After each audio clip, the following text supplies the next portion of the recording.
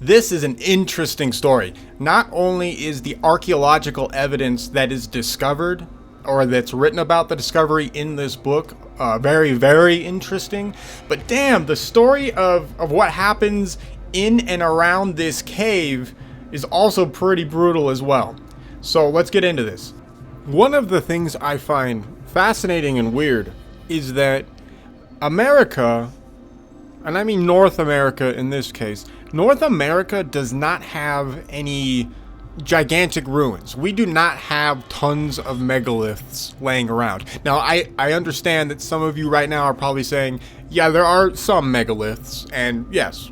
But what I mean, and there may be more, and there may be tons more, actually, and I hope we find them if there are. But what I mean is that we do not have in Egypt, we do not have the Great Pyramids of America over here, in that sense.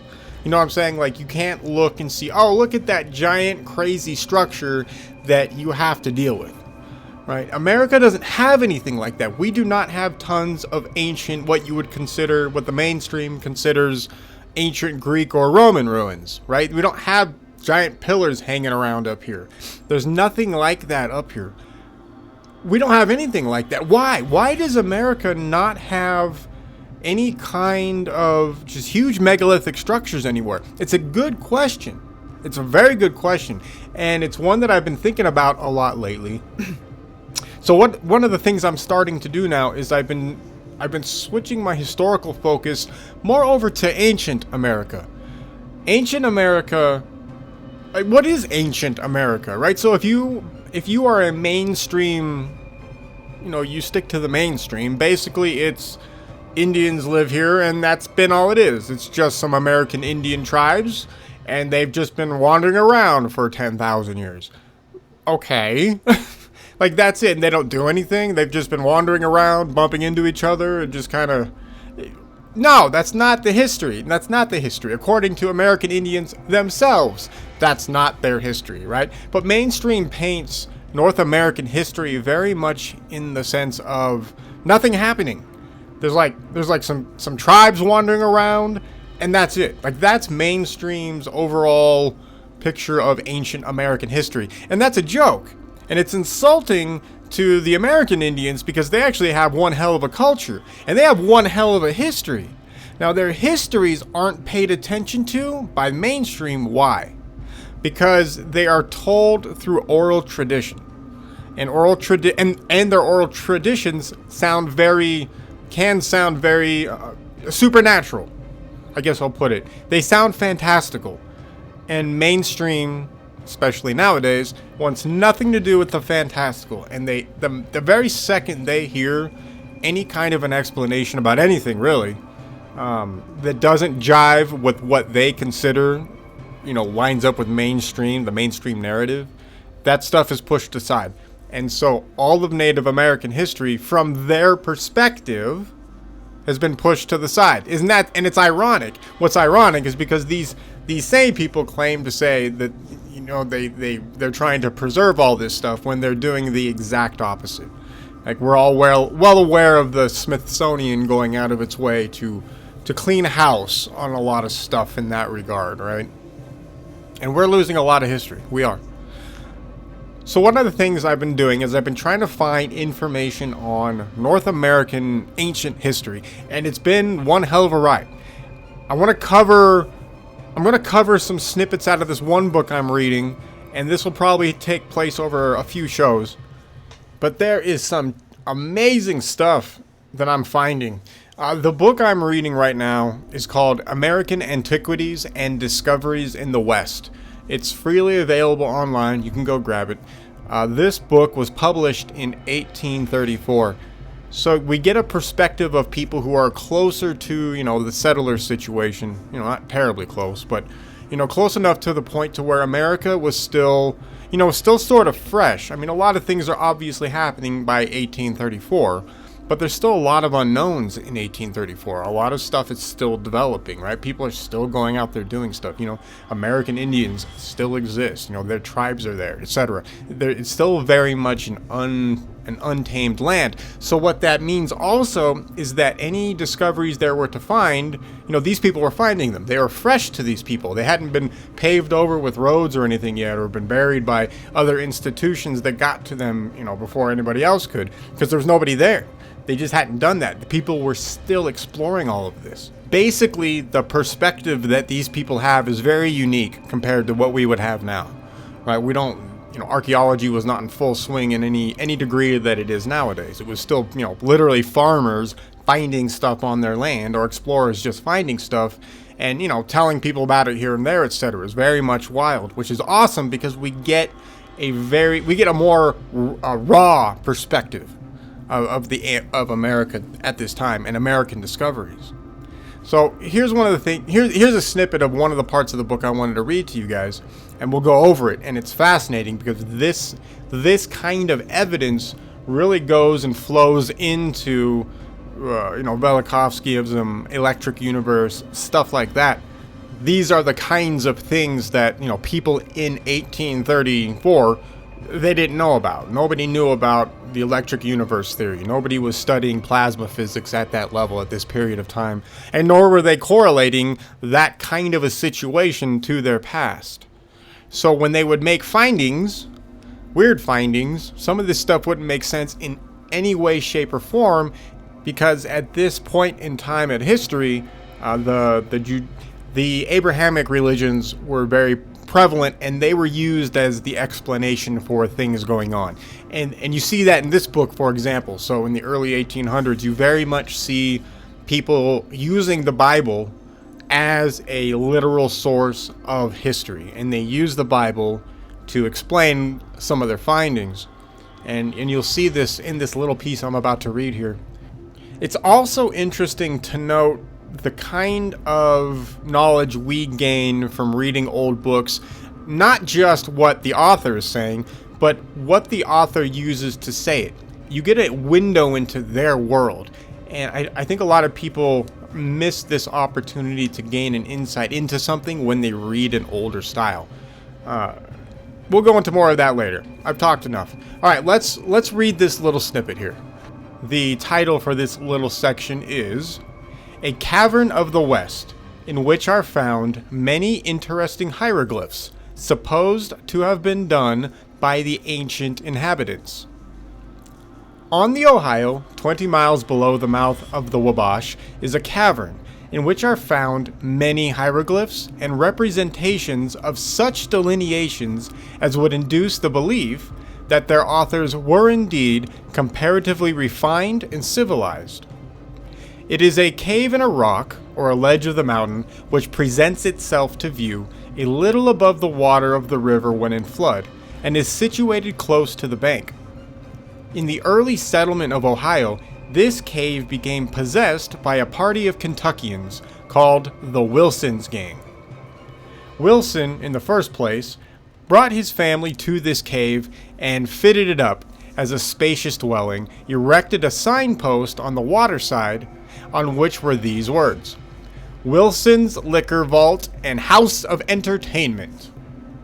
The novelty of such a tavern induced almost all of the boats descending the river to call for refreshments and amusement.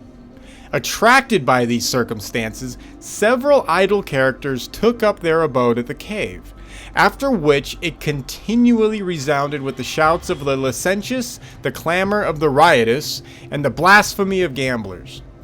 Out of such customers, Wilson found no difficulty in forming a band of robbers, with whom he formed the plan of murdering the crews of every boat that stopped at his tavern, and then sending the boats manned by some of his party to New Orleans, and there sell all of the loading for cash, which was to be conveyed to the cave by land through the states of Tennessee and Kentucky, the party returning with it being instructed to murder and rob on all good occasions on the road. That's pretty brutal. Basically, these guys were the innocent people would stop at the cave, These guys would kill them, take all their stuff, float it down river, sell it, and then walk back up to the cave through the 2 states. And on their way back up to the cave, they would murder more people. Like, damn. Brutal.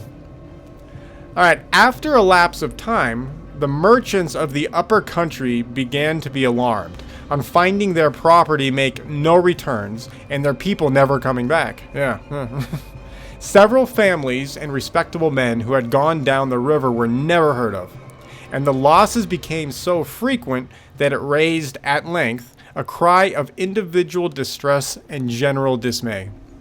This naturally led to an inquiry, and large rewards were offered for the discovery of the perpetrators on such unparalleled crimes. It soon came out that Wilson, with an organized party of 45 men, was the cause of such waste of blood and treasure. That's just crazy. I mean, you have these dudes just slaughtering people as they're floating down the river, like en masse, just no problem. Just brutal stuff. Even like regular history, just like a little bit ago, was crazy.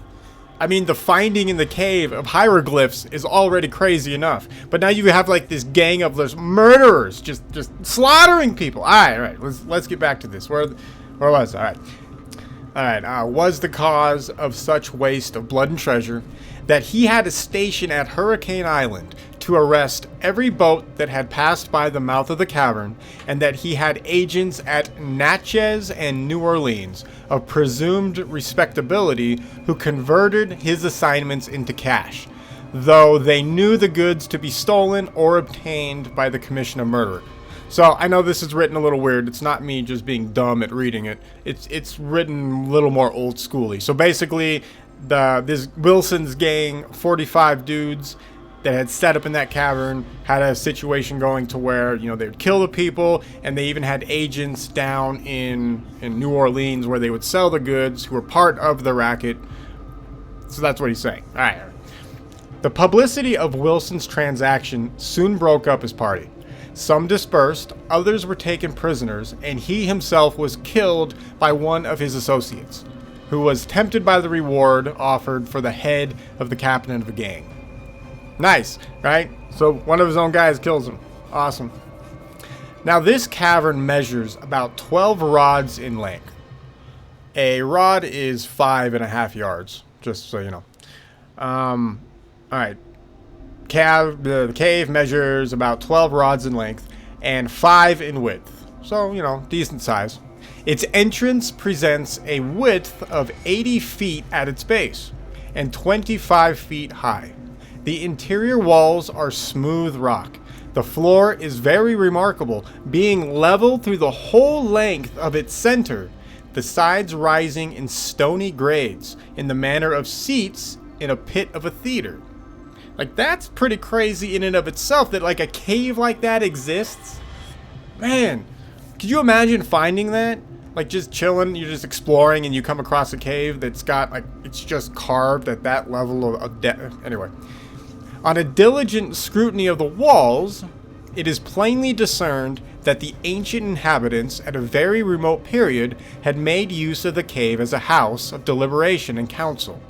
The walls bear many hieroglyphs well executed, and some of them represent animals, which have no resemblance to any now known to natural history. This is the good stuff. This right here is where it helps us date the cave back further. Like, that's important. Now, this cavern is a great natural curiosity, as it is connected with another still more gloomy, which is situated exactly above, united by an aperture of about 14 feet, which, to ascend, is like passing up a chimney, while the mountain is yet far above. Not long after the dispersion and arrest of the robbers who had infested it, in the upper vault were found the skeletons of about 60 persons, who had been murdered by the gang of the Wilsons, as was supposed. But the tokens of antiquity are still more curious and important than a description of the mere cave, which are found engraved on its sides within, an account of which we will proceed to give. Now he's going to go through all the different hieroglyphs they found and he talks about the representations of each hieroglyph, their supposed representations of each hieroglyph. Remember, nobody knows what this, we still don't know what the heck this is today. But it's interesting that he tries to go out of his way to ascribe meaning to every single one of the hieroglyphs that they found. And some of them are probably accurate, and some of them very much represent the knowledge of the time. And I think some of them are a little reaching. But he does admit when he doesn't know what some stuff is. But the stuff that he seems to actually may know, he might be correct about. All right, so let's go over the things that they find. And don't forget, this is in Ohio. Remember, we're not over in Europe anywhere. We're over here in the United States. So this is the fact that they find this is just mind-blowing. All right, one. The sun in different stages of rise and declension. I've never heard of that word, declension. But that's what it says. I'm not making that up. That's not me. All right. The sun in different stages of rise and declension. The moon under various phases. A snake biting its tail and representing an orb or circle. A viper. A vulture. Buzzards tearing out the heart of a prostrate man. A panther held by the ears of a child. That's an important one. A crocodile. Several trees and shrubs. A fox. A curious kind of hydra serpent. Also another very important one, but he doesn't know why. We'll go over that. 2 doves. Several bears. 2 scorpions. An eagle. An owl. Some quails. 8 representations of animals which are now unknown. 3 out of the 8 are like the elephant in all respects except for the tusk and the tail. 2 more resemble the tiger, the wild boar, another a sloth, and the last appears to be a creature of fancy, being a quadrumane instead of a quadruped, the claws being alike before and behind, and in the act of conveying something to the mouth, which lay in the center of the monster. A quadrumane is like 4 hands instead of like 4 legs, 4 hands. Besides these several fine representations of men and women, not naked, but clothed, not as the Indians, but much in the costume of Greece and Rome. They are literally finding hieroglyphs of people wearing Greece or Roman attire. That's amazing, Greek or Roman attire. That's amazing to find. Could you imagine finding a cave like that in America? Like just stumbling upon something like this. It's all nice and carved out. You have the niches and then you have these hieroglyphs in the wall. Just mind-blowing. All right. We must at once perceive that these objects, with an exception or two, were employed by the ancient Greeks to display the nature of the world, the omnipotence of God, the attributes of man, and the utility of rendering his knowledge systemic and immortal. The next part that's coming up, this is where we're going to see him start to inject his own interpretations and apply his own current knowledge to what he found or what he's talking about in the cave. Alright, so all human sciences flourished among the Egyptians long before they were common to any people. The Grecians in the days of Solon, about 600 BC, Pythagoras, about the same time, Herodotus, I don't know, about 450 BC, and Plato, a little later, acquired in Egypt all that knowledge of nature which rendered them so eminent and remarkable. But the Egyptian priests did not divulge their doctrines, but by the aid of signs and figurative emblems. Their manner was to discover their auditors the mysteries of God and nature in hieroglyphs, which were certain visible shapes and forms of creatures, whose inclinations and dispositions led to the knowledge of the truths intended for instruction. All their divinity, philosophy, their greatest secrets were comprehended in these ingenious characters for fear that they should be profaned by familiar acquaintance with the commonality. Basically, they encode all their information in hieroglyphs, as far as he's concerned. And I guess that's sort of true. It requires but a rapid and cursory view of the hieroglyphs above enumered to convince us of design, and also that the cavern wherein they are found engraved was originally a place of worship or council.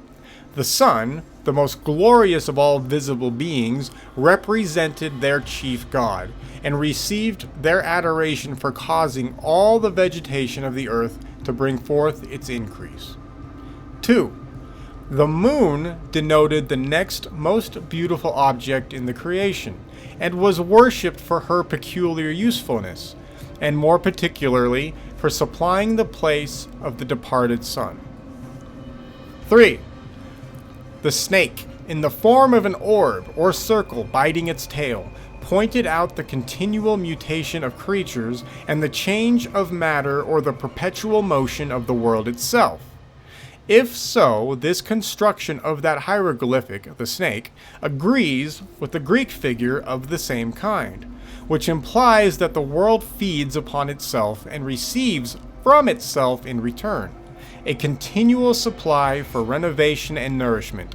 The same symbol designated the year which revolves around and ends where it first begins. Like the serpent with its tail in its mouth, it is believed the ancient Greeks gave it this meaning. So I'm going to pause right here. So he's talking about, the Ouroboros situation. He's talking about, the yin and yang sort of situation, the snake eating its tail.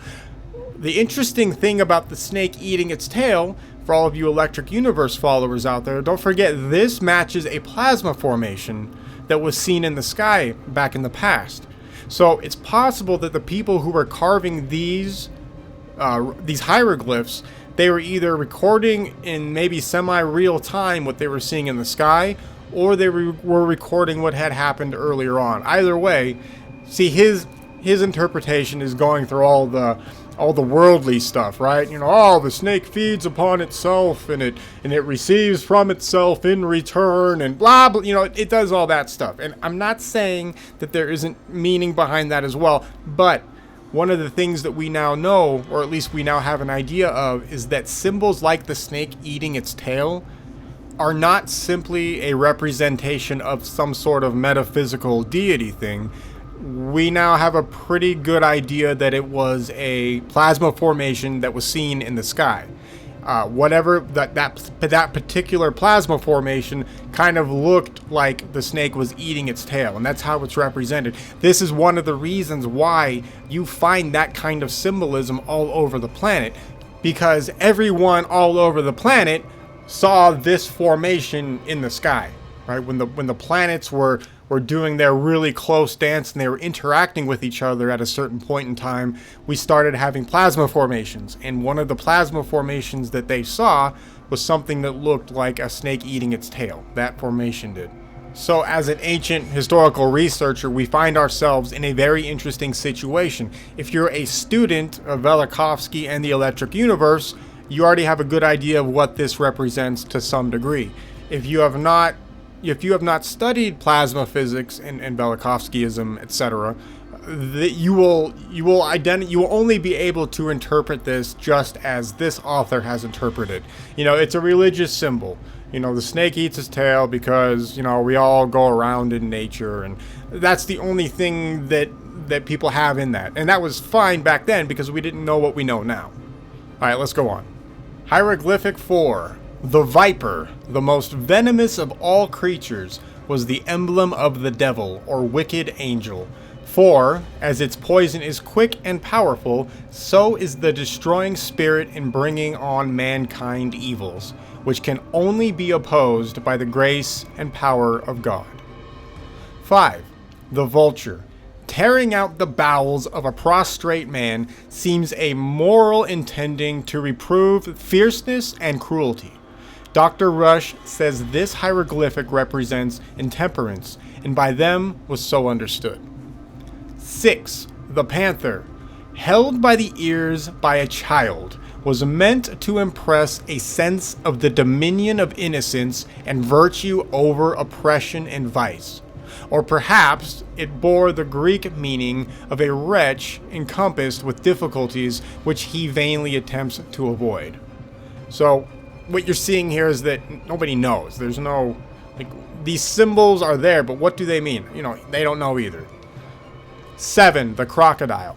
From its power and might was another symbol of the Great Spirit, or its being the only creature without a tongue might have given it a title to the same honor.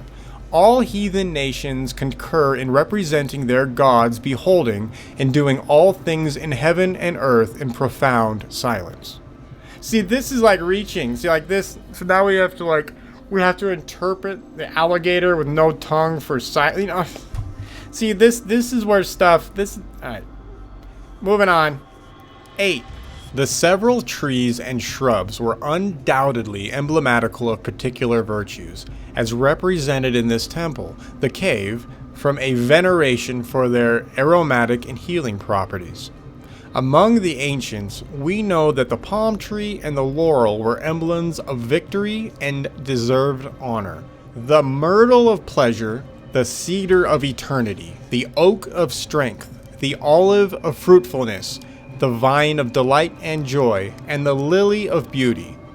But what those in the cave imply is not possible to determine, as nothing of their character can be deduced from the manner that they were sketched on the surface of a rough wall, the design obscured by smoke or nearly obliterated from the effect of damp and gradual decay of time. 9. The fox. From every authority was put to denote subtlety and craftiness.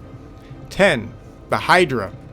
The hydra serpent probably signified malice and envy, passion which the hieroglyphic taught mankind to avoid. See, the hydra is another plasma formation that's where the hydra symbology comes from, is when, Venus started freaking out with the plasma situation and all the the snakes and stuff falling. Anyway, that's another plasma formation. 11. The 2 doves were hieroglyphics of constancy in love. All nations agree in this, in admiring the attachment of doves. Okay. 12. Bears. The bears, it is apprehended, signify industry, labor, and patience. For the Indians believe the cubs of the bear come into the world with misshapen parts, and that their eyes, ears, and other members were licked into form by the mother, who passes days in that anxious and unceasing employ. Now, this could be in reference to, when Velikovsky says, or all the ancient civilizations say that the bear constellation shifted. That might be what they're referencing here. I don't know, but it's a possibility. 13. The scorpions were calculated to inspire a detestation for malignity and vice. Even the present race of Indians hold these animals in great disgust, healing wounds inflicted by them with a preparation of their own blood. Scorpion's own blood. 14. The eagle represents and is held to this day as the emblem of a great, noble, and liberal mind. Fierce in war, conquering the enemy, and protecting his friends. He among the Indians who can do this is compared with the eagle. 15. The owl must have been set up to deter men from deceit and hypocrisy. He cannot endure the light of the sun, nor can hypocrisy bear that of the truth and sincerity. He may have been the emblem of death and wretchedness, as among the Egyptians, or of victory and prosperity, when in a flying attitude, as among the Greeks. 16. The quails afford no clue to their hieroglyphic, unless they signify the corn season, and point out the time for the usage of some particular rites and ceremonies of a religious nature. With the Greeks, they were emblematical of impiety, from a belief that they engage and torment themselves when the crescent of the new moon appears. See, now we're just reaching. At this point, They have no idea. Nope, nobody has any idea. They're trying to correlate hieroglyphics with what they think they understand about other ancient cultures, or in this case, the Greek/Roman culture, because the other hieroglyphics look Greek and Roman, but they have no idea. It's just interesting. All right, 17. The representations of the larger animals were doubtless indicative of the power and attributes of the Great Spirit. The mammoth showing his greatness, the tiger his strength, the boar his wrath, the sloth his patience, and the nondescript, what the hell is nondescript? His hidden virtues, which are past finding out. Sorry, this gets weird. I don't know what he means, the nondescript. Now, here we get to the interesting part. Now, this is the meat and potatoes of this whole situation. I mean, the other stuff, we'll talk about that stuff as well. But this is the good stuff. 18. The human figures are more definite and afford inferences more certain on account of the dress they are represented in, which resembles the Roman. The figures would be taken for European antiquities, were it not for the character and manner of the heads. The dress of these figures consisted of a carbasus, or rich cloak, a sabacula, or waist cloak, or shirt, a suparum, or breeches, open at the knees, sole, or sandals, tied across the toes and heels, the head embraced by a bandeau, I'm not sure how to pronounce that, B-A-N-D-A-U, bandeau, crowned with flowers. So here we go. Now we're describing literally there's no reason for anybody like this to exist in America if we go off of mainstream, ancient history. So it's very fascinating that we're finding these particular hieroglyphs. Let's continue. The dress of the females carved in this cave have a Grecian cast, the hair encircled by the crown, and was confused by bodkin. The remaining part of this costume was Roman. The garments called stola, or perhaps toga pura, flounced from the shoulders to the ground. An indusium appeared underneath.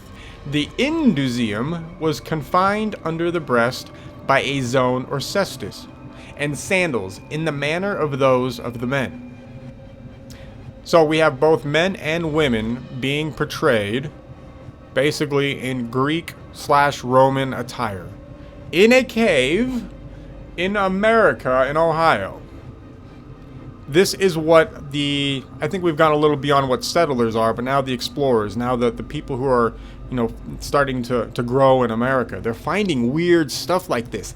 This is extremely common, by the way, and I'll go over more other areas in other talks.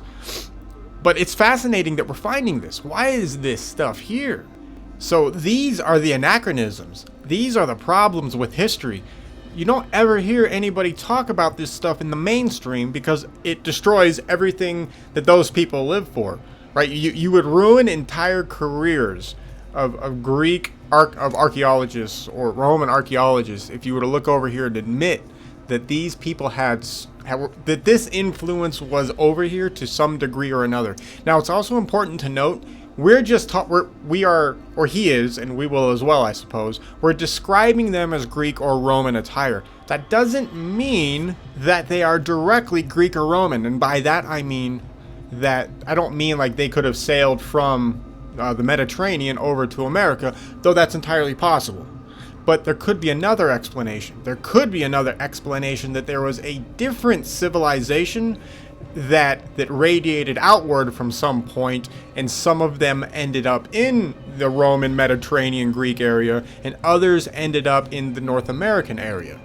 Now, for those of you who are now perking up a little bit, the possibility of Atlantis becomes a little more interesting here, because if you had a continent in the middle of the Atlantic Ocean and it goes down, you're going to diffuse both east and west.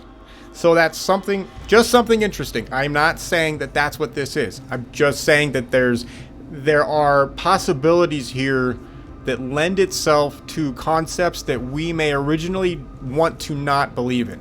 So, for example, the concept of Atlantis. It's things like this that work in favor for the Atlantean continent. All right, he continues. Could all of this have been produced by the mere caprice of Aboriginal citizens? We think not. They have, in this instance, either recorded their own manners in one particular of costume, or they have represented that of others who had come among them as strangers, and wonderfully induces the belief that such Greeks, Romans, or some nation of the earth whose mode of dress was similar. Viewed in the most critical manner, this instance of American antiquity cannot fail to excite in the mind surprise when we contrast this with the commonly received opinion that Columbus was the first to discover this country. Now, the Columbus thing, we can put that aside, not just because of the whole political thing nowadays, but America was already well known to tons of people all over the world. I think that's an extremely interesting fact that you start to learn when you start to learn real history, is that the knowledge of America was there all over the place. It's the same thing like when anybody says that everybody thought the earth was flat. Nobody thought the earth was flat. You go, the further back you go in history, you find everybody knew that the earth was round. In fact, not only does everybody know that the earth is round, they know they're on a planet. And they know the other planets in the sky are different from a star. It's a very, very important detail that cosmologists, historians, they completely, they just ignore that. Because it goes against the theory of uniformity, right? If we don't have a slow, gradual incline like mainstream says, then their entire story falls apart. All right, I digress. We'll keep going. The hieroglyphic carved in this cave, which represents a child holding or leading a panther, brings forcibly to the mind a similar idea in the Hebrew scriptures. In the book of Isaiah, chapter 14, 6th verse, where it is said, "The wolf, the leopard, and the young lion shall be led by a child," and relates to the period when both natural and moral evil shall have no existence in the earth, as believed by some. So look at that. So now we're even willing to make comparisons with the Hebrew Bible in North America in ancient times. Very interesting. And there's a lot more to this, but we'll continue on. That's also another talk. In this cave, it appears, there are sketched on the rock the figures of several animals now extinct, among which are three, much resembling the elephant, the tail, and the tusks excepted. It would be passing the bounds of credulity to suppose the artist who delineated these figures would represent no less than 8 animals, differing in their configuration one from another, which had in reality no being, and such as these had never been seen. This is amazing. This is amazing. These people, whatever they found in this cave, they're representing ancient animals that have long gone extinct. We suppose the animals resembling the elephant to have been the mammoth, and that those ancients were well acquainted with the creature, or they could never have engraved it on the rock. Job of the scriptures, who was a native of the land of Uz in Idumea, which is situated southwest of the lake of the Asphaltites.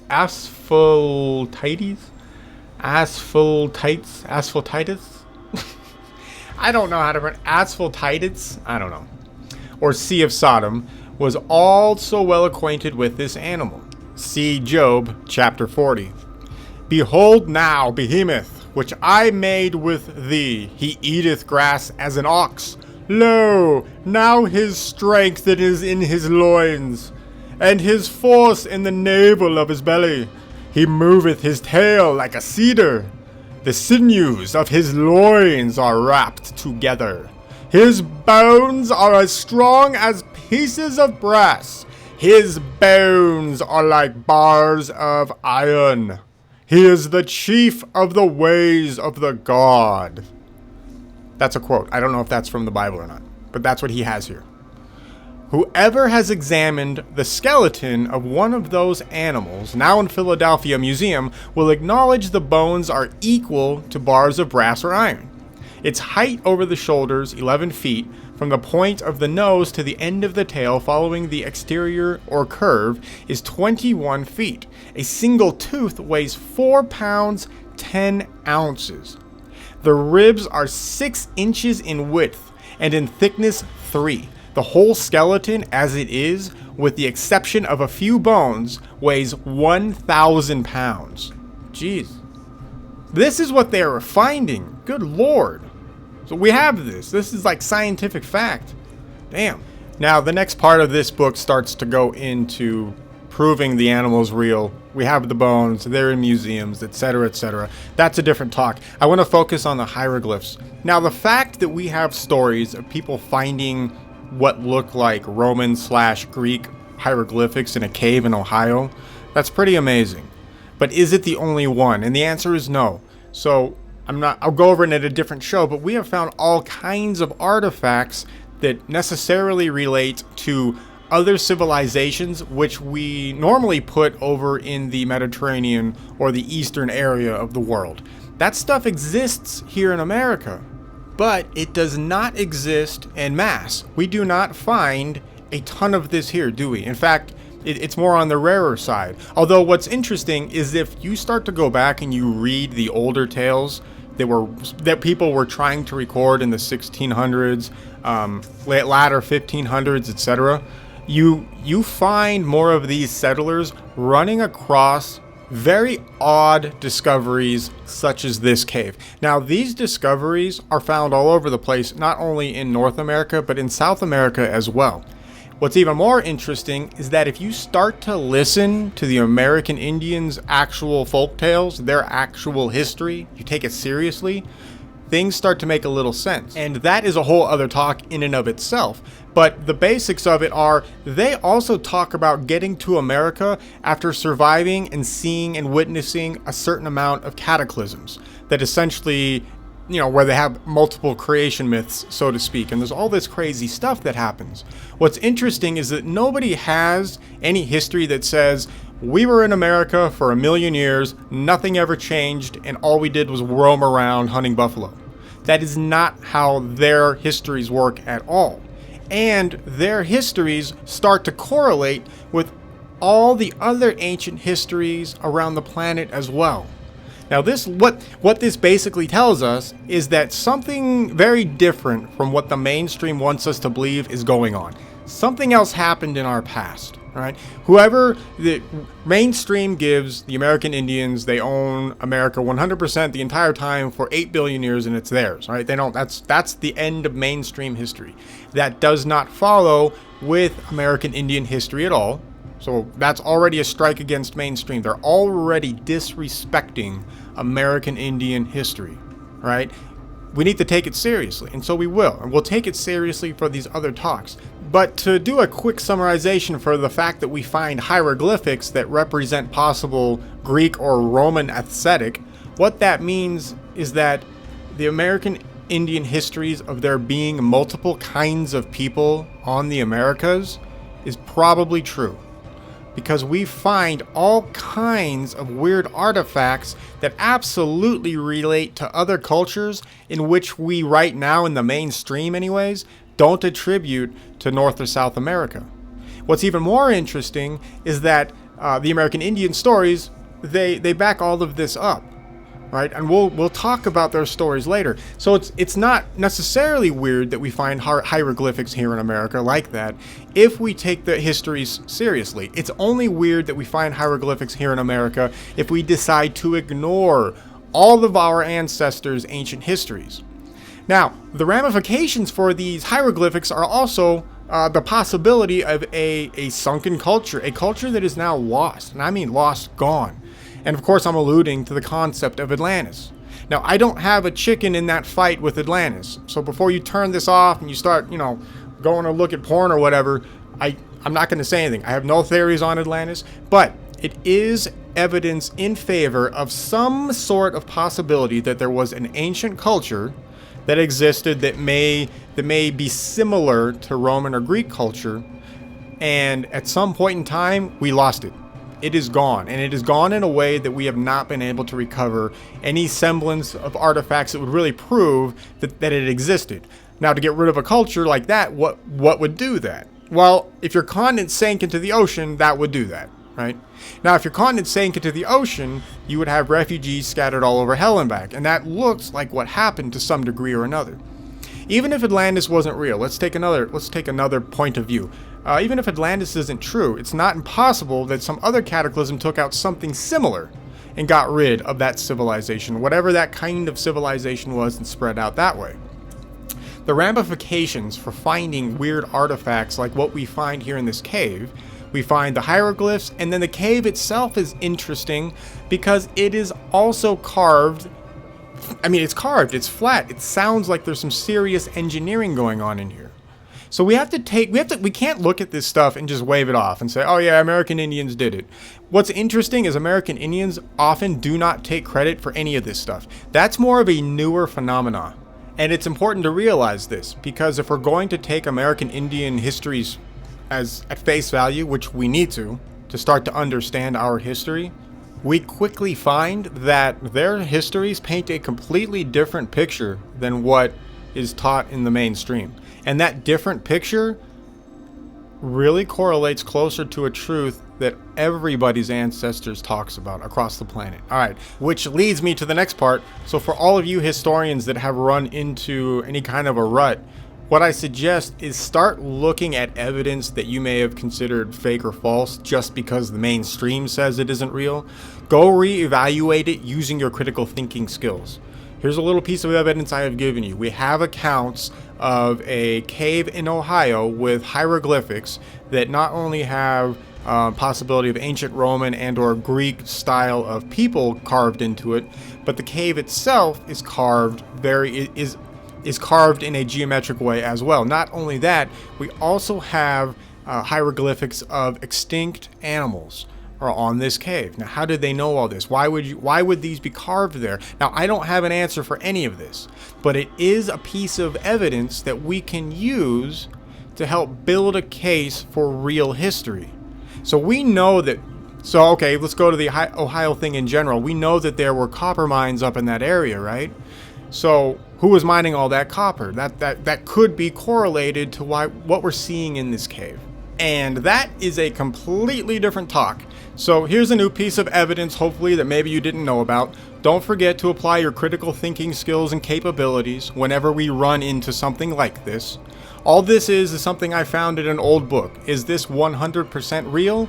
I can't say. I can't find any dang pictures of it, unfortunately, online. But that doesn't mean it doesn't exist. It's important for us to read older books and see what people were running into. That's a huge source of information. So don't just toss that stuff aside as if they were crazy back then. So try to give our ancestors a little bit of credit. Go find other old books. There's a lot of cool stuff in this old stuff, and I'll go find more. I'll bring more on this book. This was American Antiquities and Discoveries in the West. It's freely available. I think I'll put the link down there. If I didn't, I'm sorry, but I'll put the link. Don't forget, stay humble. Don't let your ego get in the way of your research, and apply critical thinking skills to everything you do when it comes to historical research. And ultimately, keep an open mind.